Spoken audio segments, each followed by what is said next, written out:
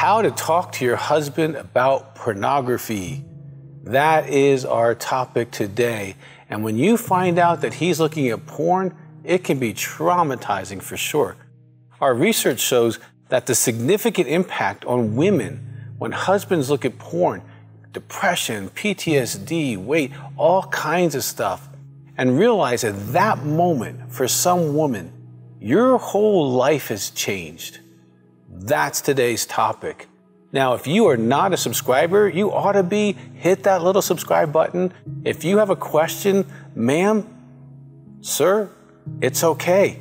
Write it in there. We'll get to you as soon as possible.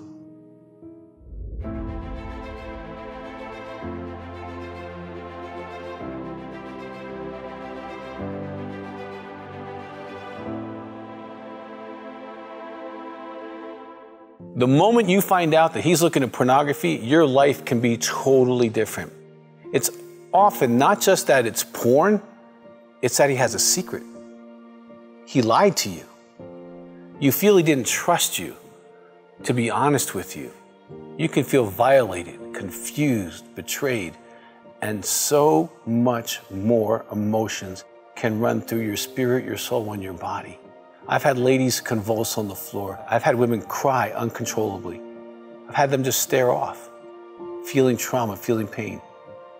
When you realize that your husband's looking at pornography, for some ladies, it's like trauma. It's like being in a car wreck. So don't minimize the hurt and pain that you're feeling. Now, hopefully, you're watching this before you talk to him. Now, however, I realize that might have already happened. If it has, there might be things to clean up.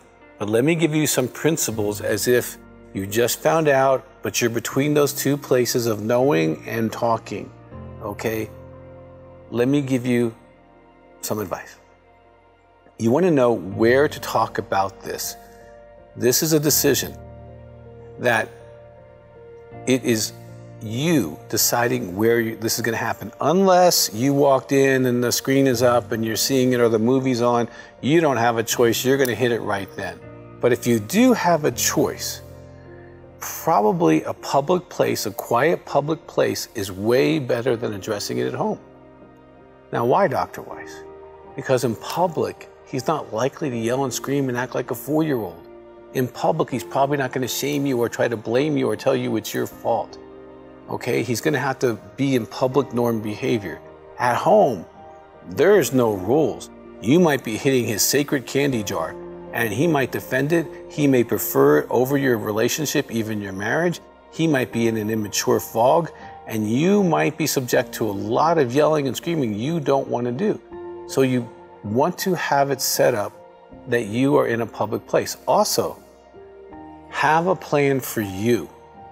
Drive there separately, have a potential place for you to stay, so you might want to have a bag packed for a couple of days in your car because it might go poorly.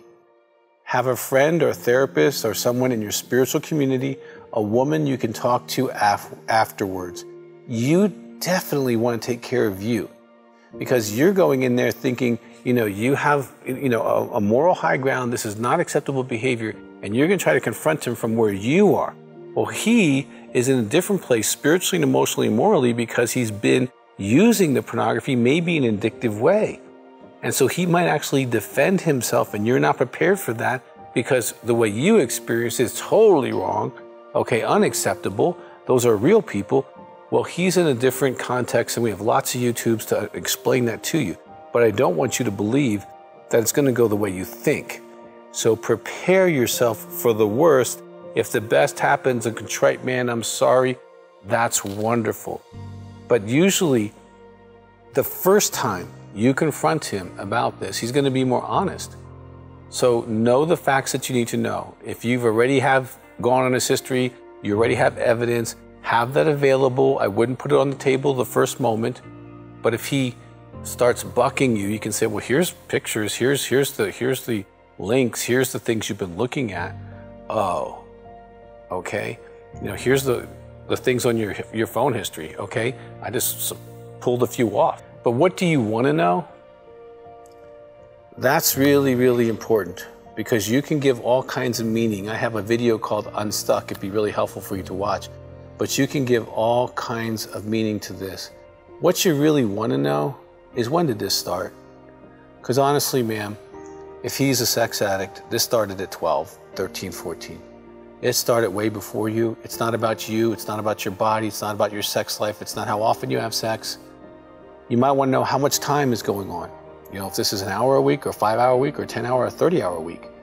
There are many guys who spend hours a week doing this. You might want to ask him, have you ever tried to stop? Because if he has tried to stop and he's not been successful, well, that's one of the symptoms of an addiction behavior. If he's promised himself, you know, I got to stop this, but I'm not. If this is not your first conversation, well, then you already know that he has tried and failed.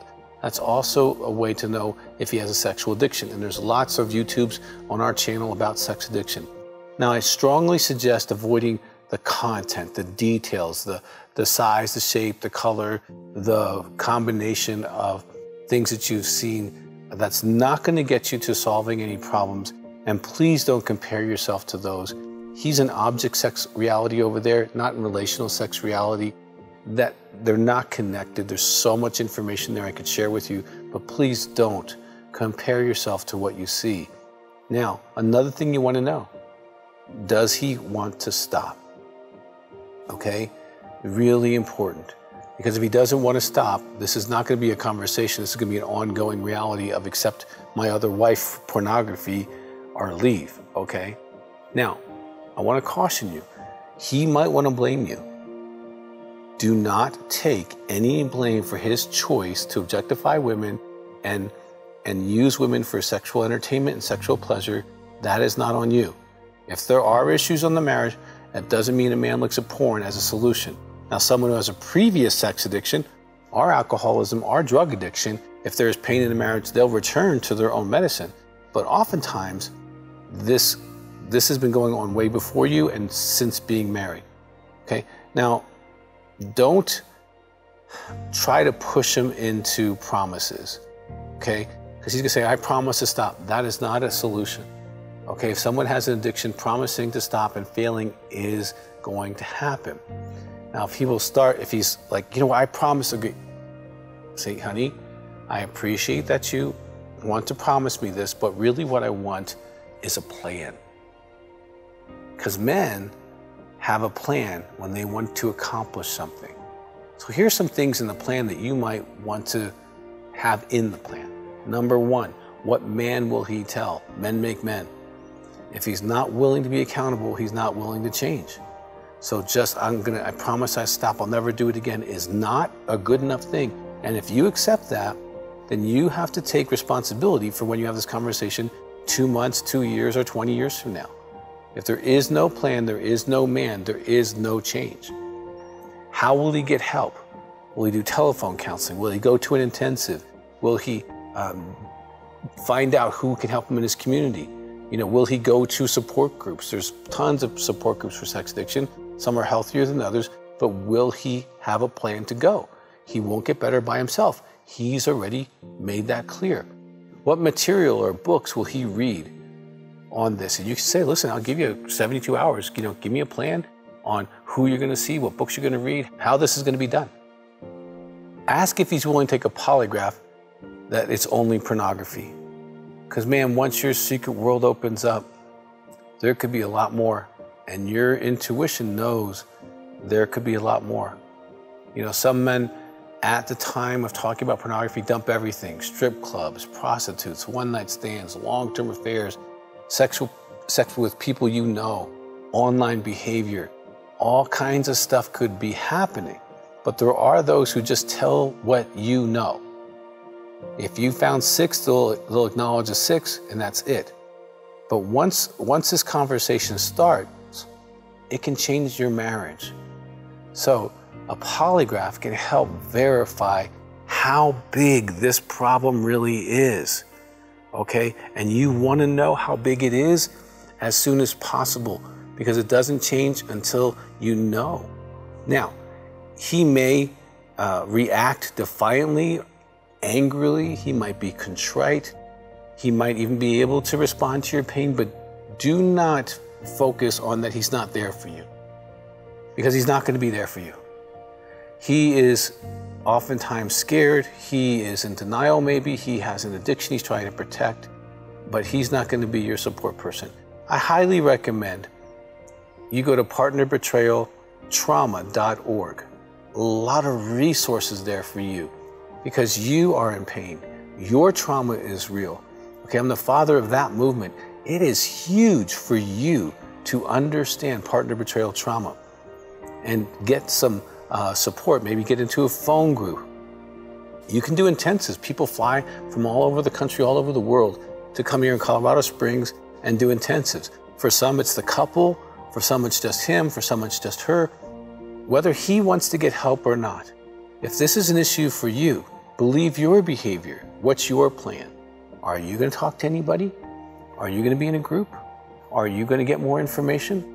I have written many materials for spouses of sex addicts, partners healing from his addiction, the Partner's Recovery Guide, the Partner Betrayal Trauma book and materials. There's a lot of information for you. And again, I want to say, you did not cause this, and you cannot cure it.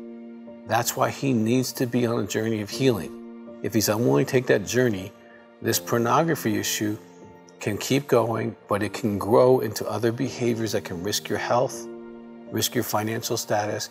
It can risk your marriage. It can be risky in so many ways. So the fact that you found this pornography, thank God. It gives an opportunity for this conversation to come out. What are the boundaries going to be? What do we agree to? How's this going to go forward? Can we heal? Because once there's a secret world, you feel kind of threatened and concerned. And that's legit because secrets hurt marriages. Secrets hurt marriage. You can have this conversation, follow some of these guidelines. Do not blame yourself. Do not accept promises. Only accept a plan. You're worthy of love. You're worthy of a marriage or a relationship that doesn't have secrets, but you might have to fight for that. Now, if you have not subscribed to our channel, please do. We have lots of resources, hundreds of YouTube information that can help you along your way.